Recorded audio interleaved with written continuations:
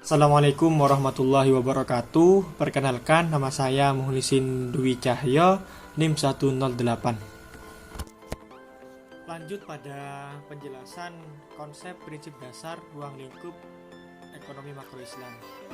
Di sini konsep dasar makro ekonomi Islam, yang mana secara ilmu membahas permasalahan kebijakan ekonomi secara makro atau secara garis besarnya saja. Beda dengan mikro, yang mana mikro itu mengkaji permasalahan, membahas permasalahan secara detail. Di sini di dalam ekonomi makro Islam memiliki beberapa, atau ada orang yang mengemukakan itu seperti halnya M. Akram Khan, terus yang kedua Muhammad Abdul Manan, yang ketiga M. Umar Japra. Yang mana M. Akram Khan itu mengemukakan bahwa secara lepas dapat diartikan bahwa ilmu ekonomi makro Islam bertujuan untuk melakukan kajian untuk kebahagiaan hidup manusia yang dicapai dengan mengorganisasikan sumber daya alam atas dasar kerjasama dan partisipasi. Itu menurut M. Akram Khan. Terus selanjutnya menurut Muhammad Abdul Manan itu adalah ilmu ekonomi makro Islam adalah pengetahuan sosial yang mempelajari masalah-masalah ekonomi masyarakat yang diilhami oleh nilai-nilai Islam, yang mana di situ ekonomi makro Islam adalah ekonomi pelajaran ekonomi yang mempelajari tentang pengetahuan kehidupan sehari-hari yang berlandaskan hukum Islam dan berdasarkan hukum Al-Quran dan hadis, ijma dan qiyas. Terus selanjutnya prinsip dasar ekonomi Islam. Jadi di sini ada beberapa prinsip, yang mana prinsip tersebut adalah prinsip ilahiyah atau tauhid, prinsip nabawi atau kenabian, prinsip adliyah atau keadilan. Selanjutnya prinsip hurriyah, prinsip kebebasan. Terus prinsip musyawarah, prinsip ta'awun, prinsip antarodin.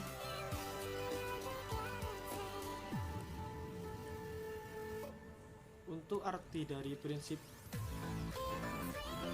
ilahiyah atau tauhid sendiri, atau tauhid adalah ajaran Islam yang berupa pengakuan terhadap Tuhan selain Allah.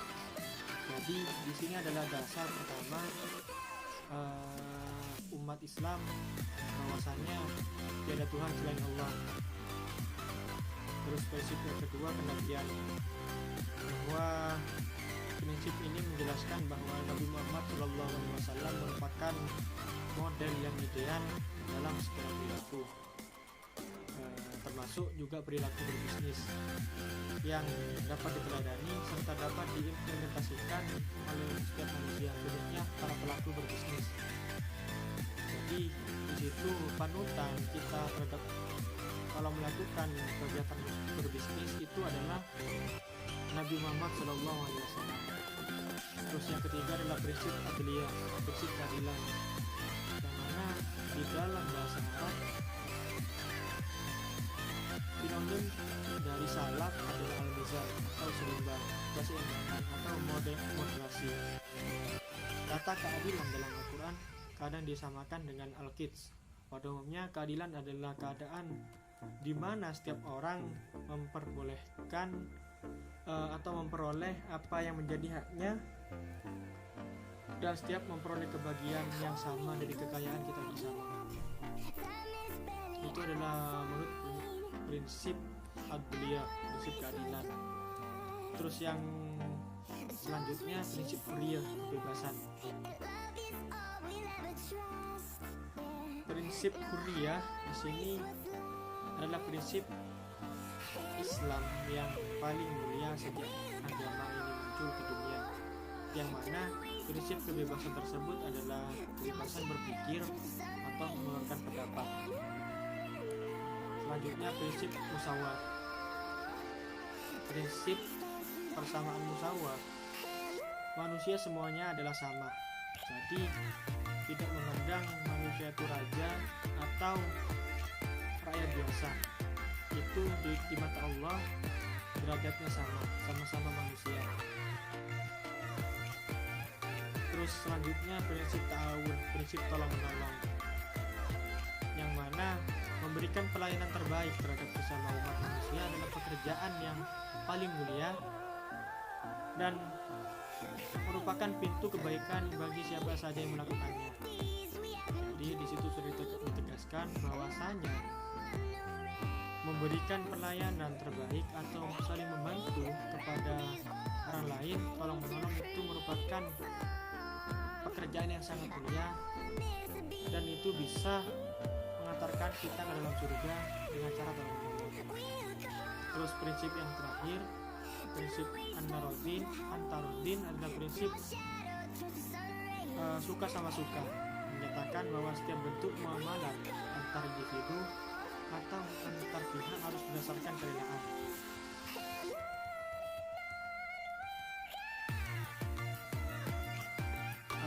Dengan orang lain harus dilakukan atas dasar suka sama suka atau sukarela dan bukan dengan pemaksaan. Dengan melakukan pemaksaan tersebut, orang lain berarti ia telah melakukan kezaliman atau kebatilan. Jadi di dalam melakukan makroekonomi itu harus didasarkan beberapa prinsip tersebut yang telah saya jelaskan barusan. Jika salah satu prinsip tersebut tidak terlaksana, maka kurang lengkap rasanya untuk melakukan ekonomi yang berbasis Islam. Terima kasih. Lanjut pada pemateri berikutnya. Assalamualaikum warahmatullahi wabarakatuh. Di sini saya melanjutkan presentasi dari kelompok saya yang sebelumnya. Yang pertama yaitu mengenai tentang permasalahan ekonomi makro Islam. Yang pertama tidak jauh berbeda dengan makroekonomi konvensional, yang dimana masalah intinya di sini yang pertama mengenai pengangguran, unemployment. Pengangguran yang dimana dengan pengangguran atau orang yang menganggur adalah mereka yang tidak mempunyai pekerjaan dan sedang aktif mencari pekerjaan. Kategori orang yang pengangguran biasanya adalah mereka yang tidak memiliki pekerjaan pada usia kerja dan masa kerjanya. Usia kerja biasanya adalah usia yang tidak dalam masa sekolah, tapi di atas usia anak-anak, relatif di antara 6 sampai 18 tahun, yaitu masa pendidikan dari SD tamat SMU atau SMA sederajat. Sedangkan di atas usia 18 namun masih sekolah dapatlah dikategorikan sebagai pengangguran. Mereka untuk hal ini masih banyak yang memperdebatkan. Akan tetapi masalah klasik dengan salah satu teorinya yang terkenal sebagai hukum Say dan Jean Baptiste Say mengatakan bahwa supply dan in on one dan atau penawaran menciptakan permintaan sendiri, menjelaskan bahwa bila ini benar terjadi maka pengangguran akan ada, dan bila pun ada tidak akan berlangsung lama karena akan pulih kembali. Cara kerjanya sederhana, bahwa beliau produsen menghasilkan barang dan dalam jumlah tertentu akan sekali habis dikonsumsi masyarakat berdasarkan kenyataan yang ada. Pengangguran terdiri atas 3 jenis, yaitu pengangguran siklus, pengangguran fiskal, dan pengangguran struktural. Pengangguran siklus yaitu pengangguran yang terjadi apabila pemerintah lebih rendah dari output potensi perekonomian. Pengangguran fiskal yaitu pengangguran yang terjadi karena adanya perputaran dalam lingkup pekerjaan dan ketenaga kerjaan. Artinya pengangguran itu adalah karena adanya angkatan kerja baru yang siap memasuki lapangan kerja. Yang ketiga, pengangguran struktural, yaitu pengangguran yang disebabkan oleh ketika sesuai antara struktur angkatan kerja berdasarkan pendidikan dan keterampilan, jenis, kelamin pekerja, industri, geografis, informasi, dan tata. Tentu saja struktur pemerintah tenaga kerja, struktur permintaan tenaga kerja. Penyebab pengangguran struktural ini disebabkan beberapa faktor. Adapun mengatasi pengangguran ini ialah A. Kebijakan fiskal, B. Kebijakan moneter, dan C. Kegiatan segi penawaran. Untuk mengatasi inflasi adalah kebijakan fiskal, moneter, dan segi permintaan, sama halnya dengan mengatasi pengangguran. Jadi bahwasanya pengangguran di sini itu dibedakan menjadi 3, yang seperti saya katakan, yaitu siklus, fiskal, dan struktural. Yang dimana pengangguran di sini dapat muncul karena setiap tahunnya pendidikan perguruan tinggi ataupun perguruan swasta itu mengeluarkan jumlah wisudawan atau wisudawati atau alumni yang keluar dari suatu sekolah itu sangat banyak, dan di sini tempat untuk mereka bekerja itu terbatas dan otomatis menimbulkan penumpukan tenaga kerja, yang dimana permasalahan di tahun kemarin belum teratasi dan terulang kembali di tahun yang akan datang. Jadi semakin tahun akan semakin menumpuk tingkat pengangguran. Di sini bisa diatasi dengan melakukan beberapa kebijakan yang jalannya kebijakan fiskal, mengurangi pajak dan menambah pengeluaran pemerintah, kebijakan moneter, menambah penawaran uang, mengurangi atau menurunkan suku bunga, dan ketika kebijakan segi penawaran mendorong lebih banyak investasi, mengembangkan pengurangan pajak perusahaan dan individu. Dan kedua yaitu inflasi. Inflasi adalah kecenderungan dari harga-harga untuk menaikkan secara umum dan terus-menerus. Kenaikan harga dari satu atau dua barang saja tidak disebut inflasi, kecuali bila kenaikan tersebut meluas kepada atau mengakibatkan kenaikan sebagian benar dari harga barang-barang lain. Dalam praktek inflasi dapat diamati dengan mengamati gerak dari indeks harga. Di sini kebijakan menurut tingkat inflasi, karena bagaimanapun pemerintah mempunyai peran yang penting dalam mengendalikan laju inflasi, sebab terjadinya atau tidak terjadinya inflasi tergantung dari kebijakan pemerintah. Dalam menjalankan roda perekonomian, kebijakan yang dianggap untuk mengantas masalah inflasi yaitu kebijakan fiskal dan kebijakan moneter. Di sini di dalam Islam tidak dikenal dengan inflasi karena mata uang yang dipakai adalah dinar dan dirham yang mempunyai nilai yang stabil dan dibenarkan oleh Islam. Syekh An-Nabawi memberikan alasan mengapa mata uang yang sesuai itu adalah emas. Ketika Islam melarang praktek pemenimbunan harta, Islam hanya menghubungkan larangan tersebut untuk emas dan perak, padahal harta itu mencakup semua barang yang bisa dijadikan sebagai kekayaan. 1. Islam telah mengaitkan emas dan perak dengan hukum yang baku dan tidak berubah-ubah. Kedua, Rasulullah telah menetapkan emas dan perak sebagai mata uang dan beliau menjadikan hanya emas dan perak sebagai standar uang.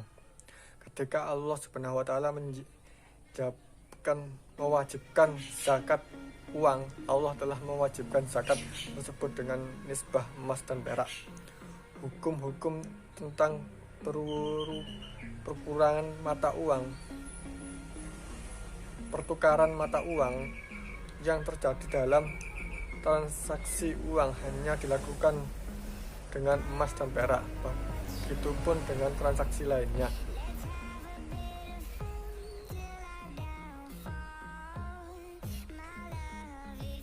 Inflasi dalam perspektif Islam. Ekonomi Islam merupakan ikhtiar pencairan sistem ekonomi yang lebih baik setelah ekonomi kapitalis gagal total. Bisa dibayangkan betapa bencana akibat sistem kapitalis yang mereka sekarang ini. Dalam Islam tidak dikenal dengan inflasi karena mata uang yang di dalamnya adalah uang dirham dan dinar yang mempunyai nilai yang stabil dan dibenarkan oleh Islam. Emas dan perak, padahal harta ini mencakup semua barang yang bisa dijadikan sebagai kekayaan. Islam telah mengikat emas dan perak dengan hukum yang baku dan tidak pernah ubah. Ketika Islam mewajibkan dinar diat, maka yang dijadikan sebagai ukuran adalah dalam bentuk emas.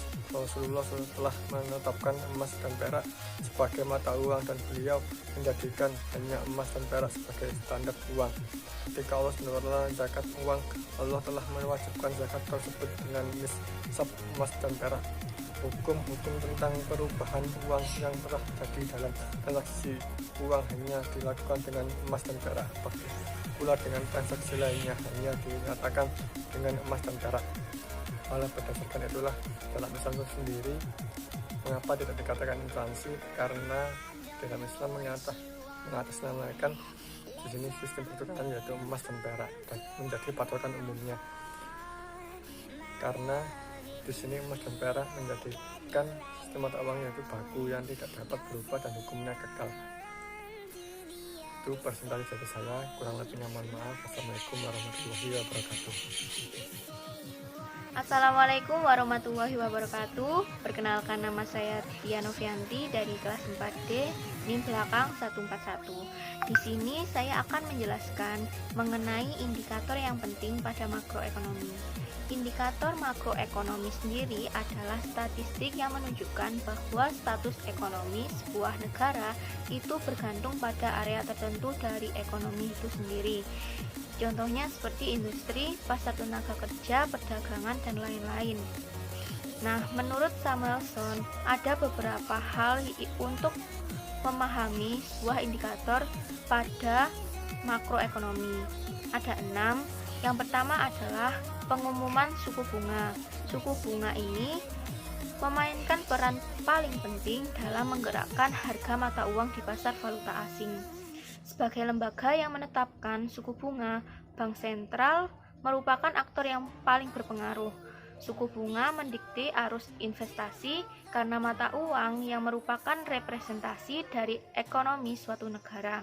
Perbedaan suku bunga ini memengaruhi nilai mata uang relatif dalam hubungan dengan satu sama lain.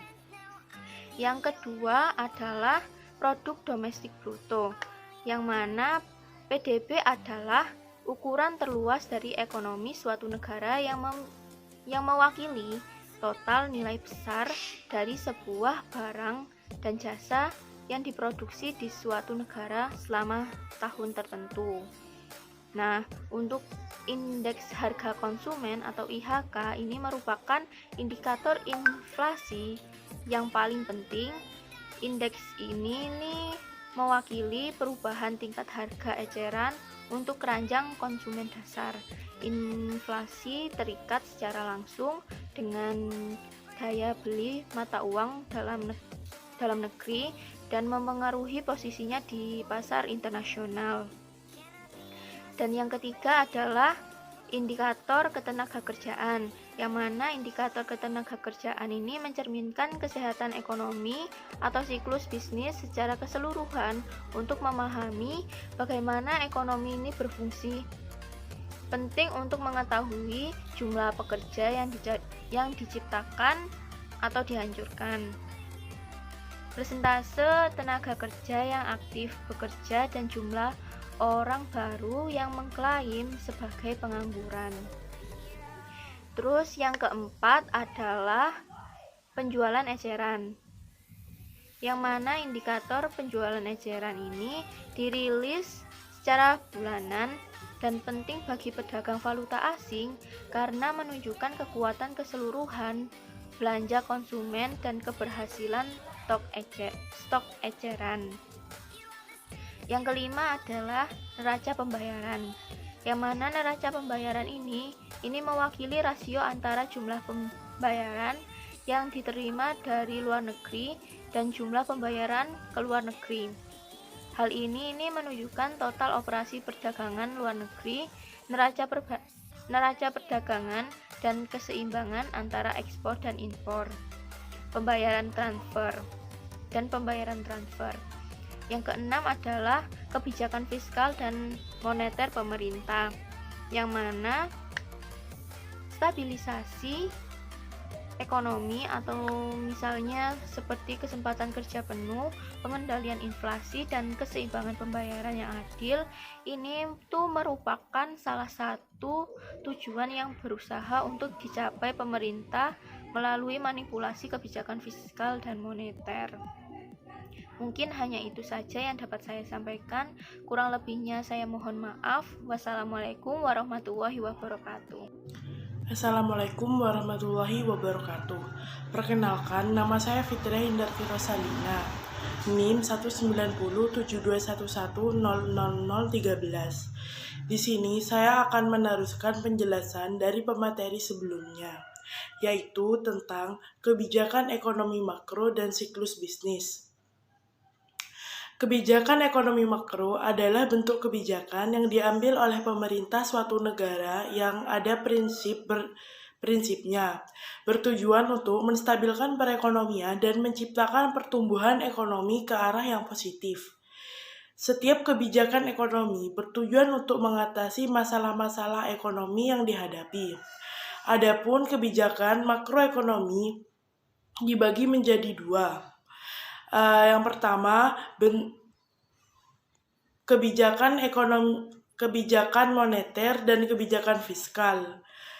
Kebijakan moneter adalah kebijakan yang diambil oleh pemerintah, bank sentral, dan otoritas moneter yang pada dasarnya merupakan suatu kebijakan yang bertujuan untuk mencapai keseimbangan internal atau pertumbuhan ekonomi yang tinggi, stabilitas harga, pemerataan pembangunan, dan keseimbangan eksternal atau keseimbangan neraca pembayaran, serta tercapainya tujuan ekonomi makro. Yang pertama yaitu ekonomi pasar terbuka atau open market operation.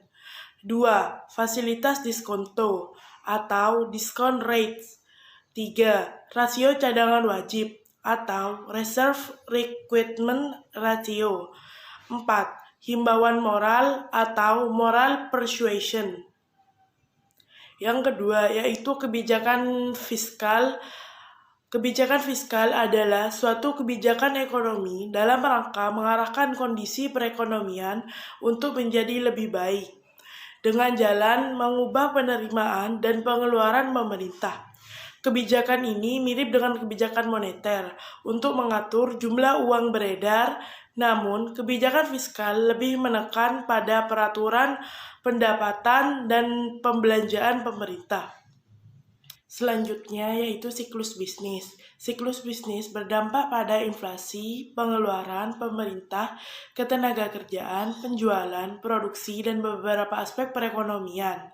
Siklus bisnis terdiri dari beberapa tahapan yang berbeda, yaitu fase ekspansi, fase kontraksi, dan fase recovery.